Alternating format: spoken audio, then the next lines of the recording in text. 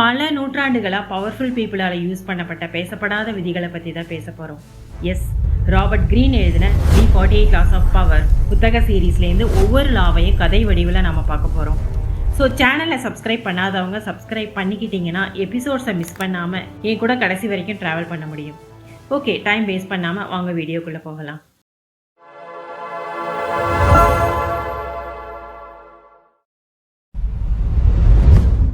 ஒரு நாள் நான் என்னோட சொந்த நிறுவனத்தை உருவாக்கணும்னு ரிஷிக்கு ஒரு பெரிய கனவு இருந்துச்சு. பல தோல்விகளை சந்திச்சு கடைசியாக ஒரு ஸ்டார்ட் அப் கம்பெனியை ஆரம்பிக்கிறான். கம்பெனி கொஞ்சம் கொஞ்சமாக வளர ஆரம்பிக்குது. முதலீட்டாளர்கள் கவனிக்க ஆரம்பிக்கிறாங்க. அதில் ஒரு பெரிய முதலீட்டு நிறுவனத்துலேருந்து அவனுக்கு இன்டர்வியூ கால் வருது. அது அவன் வாழ்க்கையே மாற்றக்கூடிய ஒரு வாய்ப்புன்னு சொல்லலாம். இன்டர்வியூவில் பேனலில் இருந்தவங்க முதல்ல அவன் கம்பெனியுடைய வளர்ச்சி திட்டங்கள் பற்றி கேட்குறாங்க. ரிஷி சுருக்கமாகவும் தெளிவாகவும் பதில் சொல்கிறான். அதில் ஒருத்தர் சிரிச்சபடியே கேட்குறார், மிஸ்டர் ரிஷி, உங்கள் கம்பெனி எத்தனை தடவை மூட வேண்டிய நிலைக்கு வந்துச்சு? அந்த கேள்வி அவனை ஒரு சோதனை பண்ணுற மாதிரியான ஒரு கேள்வி. பலர் அந்த இடத்துல தங்களோட கஷ்டங்களை டீட்டெயிலாக சொல்லியிருப்பாங்க, சிலர் கம்ப்ளைண்ட் பண்ணியிருப்பாங்க. ஆனால் ரிஷி, சார், சேலஞ்சஸ் கண்டிப்பாக இருந்துச்சு. சவால்கள் இல்லைன்னா அந்த பிஸ்னஸ் அது ஒரு பிஸ்னஸாக இருக்காது, அது பொழுதுபோக்காக மாறிடும்னு ரொம்ப கான்ஃபிடென்ட்டாகவும் சின்ன சிரிப்போடையும் சொல்கிறான். அந்த பதில் எல்லாருக்குமே ஒரு சிரிப்பையும் அவன் மேலே ஒரு மதிப்பையும் ஏற்படுத்துச்சு. உங்கள் தனிப்பட்ட வாழ்க்கை நிச்சயமாக பாதிக்கப்பட்டிருக்கும். அந்த ப்ரெஷரை எப்படி சமாளிச்சிங்கன்னு ஒருத்தர் கேட்டார். கண்டிப்பாக ப்ரெஷர் இருந்துச்சு. ஆனால் நான் புரிஞ்சுக்கிட்டது, பிரச்சனையை பற்றி யோசிக்காமல் அதுக்கான தீர்வை ஃபோக்கஸ் பண்ணி வேலை செய்ய ஆரம்பிக்கும் போது அந்த ப்ரெஷர் காணாமல் போயிடும். இதுதான் அவனுடைய ஆன்சர். அவன் தன்னுடைய தோல்விகளை விரிவாக சொல்லலை, சுருங்க சொன்னாலும் சுருக்குன்னு சொல்லுவாங்க இல்லையா, அப்படி தான் இருந்தது அவனோட வார்த்தைகளும். இன்டர்வியூ முடிஞ்சிச்சு. வார்த்தைகள் குறைவாக இருந்தாலும் அவனோட ஆழமான பதில் அவங்களுக்கு அவன் மேலே ஒரு மதிப்பை ஏற்படுத்துச்சு. அவன் வீக்னஸை மறைச்சு ஸ்ட்ரெங்த்தை பற்றி மட்டுமே சுருக்கமாக பேசின திறமை அவங்களுக்கு ஒரு நம்பிக்கையும் கொடுத்துச்சு. அந்த இன்வெஸ்ட்மெண்ட் கம்பெனிலேருந்து அப்ரூவலும் கிடைச்சிது. ரிஷி 4வது விதியை கரெக்டாக பயன்படுத்தினான். Always say less than necessary. இந்த லா சொல்கிறது, தேவையான அளவு கூட பேசாத, கம்மியாக பேசு, 100ல் 10 வார்த்தை பேசுன்னு சொல்லுவாங்கல்ல, அப்படித்தான். வாழ்க்கையில் பலர் நினைப்பாங்க, நான் அதிகமாக பேசினாதான் என்னோட திறமை மற்றவங்களுக்கு புரியும்னு. ஆனால் உண்மையிலேயே அதிகமாக பேசினா நம்ம பலவீனங்களும் வெளியே தெரிய வாய்ப்பு இருக்குது, நம்ம முட்டாள்தனம் வெளியே தெரிய வாய்ப்பு இருக்குது.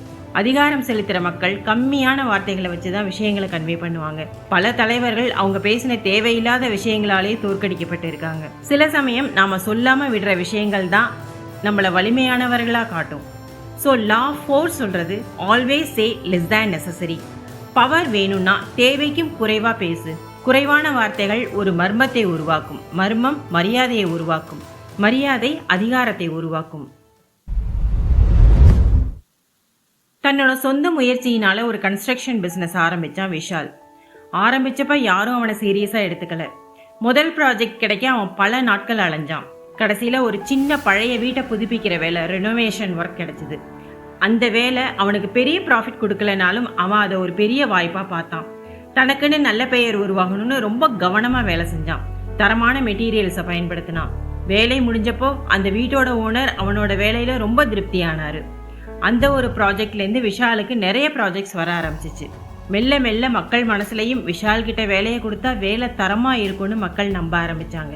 ட்ரஸ்ட் பில்ட் ஆக ஆரம்பிச்சது. ஒரு நாள் அவன் ஒரு பெரிய அப்பார்ட்மெண்ட் ப்ராஜெக்ட் எடுத்தான். அதை அவன் மிகப்பெரிய வாய்ப்பாக பார்த்தான். அதனால ரொம்ப கவனமாக வேலை பார்த்தான். வேலை நல்லபடியாக போயிட்டு இருக்கும்போது அவனுடைய வளர்ச்சி மேலே பொறாமப்பட்ட அவன் எதிரி அனுப்பின ஒரு மெட்டீரியல் சப்ளையர் ஒரு தரம் குறைந்த மெட்டீரியலை கொடுத்து, இதை நீங்கள் யூஸ் பண்ணிக்கிட்டீங்கன்னா உங்களுக்கு நல்ல லாபம் கிடைக்கும்னு குறுக்கு வழியில் சம்பாதிக்க ஒரு தப்பான ஐடியாவை கொடுத்தாரு. ஒரு செகண்ட் இந்த வாய்ப்பை பயன்படுத்தி நிறைய சம்பாதிக்கலாமேன்னு யோசிச்ச அவன் டக்குன்னு சுதாரிச்சான். இப்போ கொஞ்சம் தரத்தை காம்ப்ரமைஸ் பண்ணால் இவ்வளவு நாள் சேர்த்து வச்ச நம்ம ரெப்யூட்டேஷன், நற்பெயர் முழுக்க கெட்டு போகும். மக்கள் நம்ம மேலே வச்சிருக்க ட்ரஸ்ட் பிரேக் ஆகிடும்னு உடனே அந்த ஆஃபரை ரிஜெக்ட் பண்ணினான்.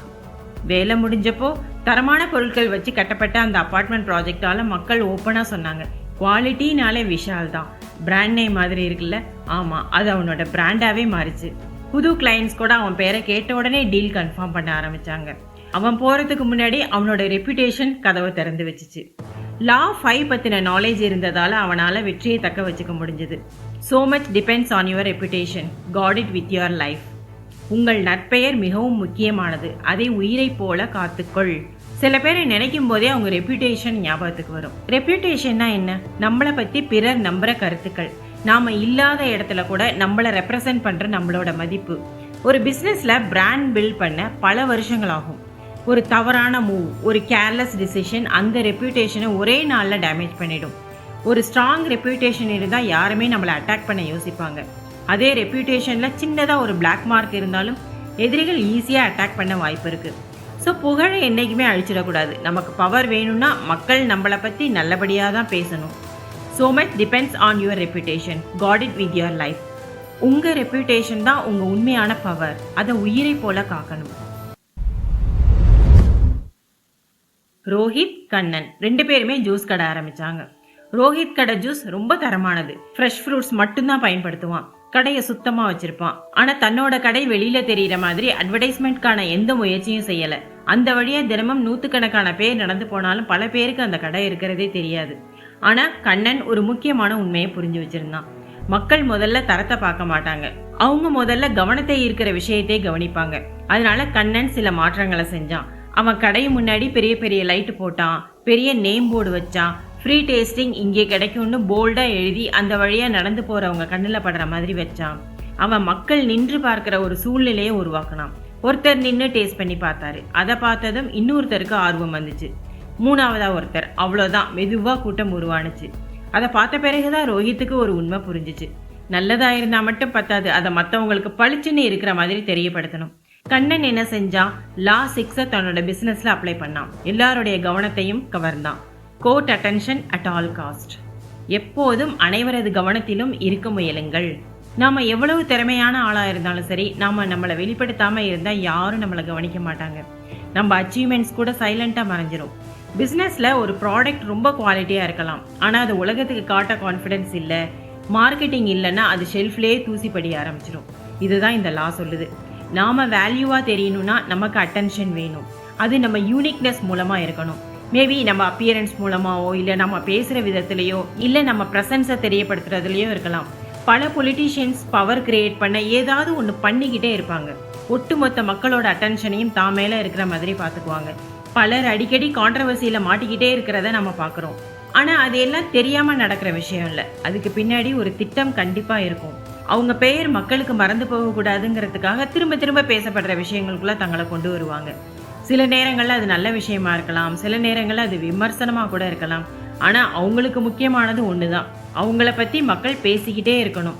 ஏன்னா இந்த உலகத்தில் மக்கள் பேசாத பெயர் மெதுவாக மறைஞ்சு போயிடும். பவரில் இருக்கிறவங்க இதை நல்லாவே புரிஞ்சு வச்சுருக்காங்க. எதை செஞ்சாவது அடுத்தவங்க கவனம் தான் மேலே இருக்கணும்னு அவங்க திட்டமிடுவாங்க.